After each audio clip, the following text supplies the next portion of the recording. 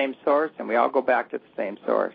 Exactly. So now we need to start behaving accordingly and transcend all these religious and cultural boundaries and get beyond that and start living for the spirit in the body and not for, the programs that we've, been indoctrinated into. Right on, my friend, right on. And it's I've always admired. Huh? It's just that simple. It is simple. It's simple, but they can't believe it. It's that simple, James. Yeah. As some of the great teachers said over the centuries, the path is straight, the road is straight, but humans so love the byways. Oh yeah, yeah. I'm trying to think. It was Yukteswar, that was Yogananda's teacher, said that. Yes. That the path is straight, but humans so love the byways. Yeah, unfortunately. That's true. I had 17 ministers. I wrote about it in my book, where they came and to basically exorcise me. And oh, really? Yeah, and the whole area, every minister in the valley showed up here one day, and we had quite a conversation.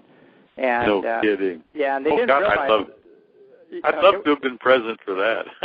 it was hilarious. It was pretty fun, but they said, well, you people talk about channeling, and then I said, well, Jesus said there shall come a day when angels will descend upon men and speak through men, and they go, where does it say that? And I had to show them in there, and they go, well, you believe in reincarnation? And I said, well, John, Jesus said John is Elijah who was to come. Elijah was an old prophet who came back as John. It's very simple, and then they go, well, you believe you're gods. And I go, well, Jesus said, ye are gods. The temple is within. And I said, we don't think we're gods over others, but we believe that the divine spark is within each and every one of us, and the Creator is omnipresent within all creation. And then I said, well, maybe you can define omnipresence for me. And that just threw them for a loop. And they went home and they said, we'll be back. We're going to go home and read, and they were there trying to exercise you, huh? Yeah.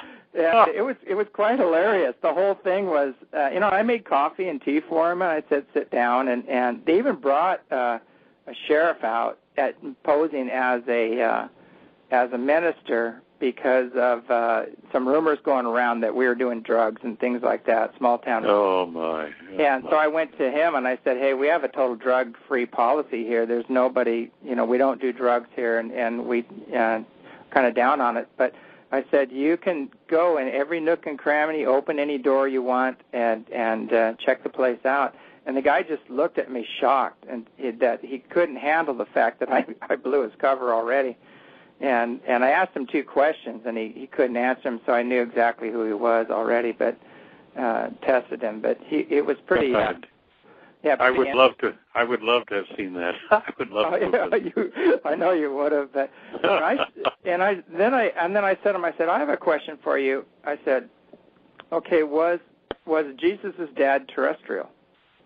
And they go, what do you mean? They go, yeah, it was I said, no, it wasn't Joseph. Mary was pregnant with a child, and Joseph said he's never known her. He didn't lay with her, and he was very upset and wasn't going to marry her. And I said, so this being appeared out of nowhere to him and said, this is my child, or this is God's child, and you'll rear him as your own. And so I said, was that being terrestrial that appeared to Jesus? And he said, and they go, well, no. And I said, so he was extraterrestrial, wasn't he? And it really shook him up. It really shook him. I said, yeah, by all definition of the word, he was extraterrestrial. His father was extraterrestrial. And that really, but I know the whole story. I know the genetic lineage of Mary and where her roots went back to a different star nation, and the bigger picture, and how his soul was too powerful to actually enter a normal human body. They had to actually upgrade the genetics on the body just for, his soul, which came from the plane of bliss, to incarnate. Well, James, as you know, they genetically manipulated the previous two, maybe even 3 generations. Exactly. To prepare that little body for the soul that it was to receive. And his soul was so powerful, he would have burned out the synapses on any standard vehicle, you might say. So God, yes. That entity, that the one that we love and appreciate, came down from the highest level of the cosmos, the top level of the spiritual cosmos. Mm-hmm. And to incarnate into that body, they had to prepare genetically at least 3 generations before it was prepared. Mm-hmm. Yeah, and his mother and his father and his mother's parents, at least 3 generations. Mm-hmm. And that, you try to tell people the big picture, and they just look at you cross-eyed, they're not prepared for it, James. No. Most of them are not very literate when it comes to the real history. Oh yeah. And you can't teach it to them. I got into a discussion one time with a minister because I said I have lived many lives and I remember many of them. Mm-hmm. And then I went through a whole process of hypnotic past life regression some years ago. And I found out that not only was I there, but I was one of the closest friends. And I walked with him, and I knew him firsthand. And I said, I could tell you some stories about the reality of that individual that would literally blow your mind. Yeah. And then, of course, that they don't even want to talk about it. The idea that you and I and all of us are reincarnated beings. Uh-huh. Hey, that's where I knew you. Yeah, it's very likely. I found out apparently that when I went through that session, a series of sessions, I found out apparently I was Philip the Greek. Oh, yeah. Uh-huh. And so you were a member of the group, I have no doubt. Yeah. If I ever had a chance to sit down and have a coffee with you and spend some time, I could probably figure out who you were. But you probably know already who you were. Oh, yeah. Yeah. I mean, you're one person I wouldn't mind telling. I usually keep that to myself because I don't want people looking outside themselves or thinking I'm special or better than I know. But I've been there. I've been experienced. The ones that already know, you can tell. Yeah, exactly. But the ones who don't know, that want to be, that would create a division or separation, you usually have to keep it to yourself. No, I've upset a number of guys in conversations over the years, and I don't even try anymore. I used to, try to tell people some of the reality of who he was and what he stood for and what he tried to tell them who he was. Mm-hmm. And, you can even go through Matthew, Mark, Luke, and John, which is just, there are some very basic truths in there, but there's also a lot of bullshit in there. Yeah. Oh, yeah. But you try to tell them that you could tell them a true story of who he was and where he came from and what he tried to do. Mm-hmm. And then they argue with you and get kind of heated and their faces get red. And then it really upsets them is when you quote directly from the Bible with things they should know, uh-huh. And they don't. And then you really said, oh, to hell with it. It's like the UFO community, James. I gave up on most of them a long time ago. Yeah, I've kind of been pushed out of it, you might say, and even off of some major talk shows as well, because what I found out is that when you have more of the truth and you do have the big picture, you become a threat to the people with a little piece of the pie that want to promote that piece as the whole pie. And they are just ruthless. Listen, my boy, you're right. You're exactly right. And what's so fascinating, just hearing you describe that, is I've been there. I've been through the same damn thing. And they are ruthless, and some of them can be dangerous. Yeah. Oh, yeah. Yeah. I've been threatened a number of times over the years. Oh, I have too. I just had a threat 2 days ago. So really. There's a part of me that actually enjoys just going up to bat with these guys because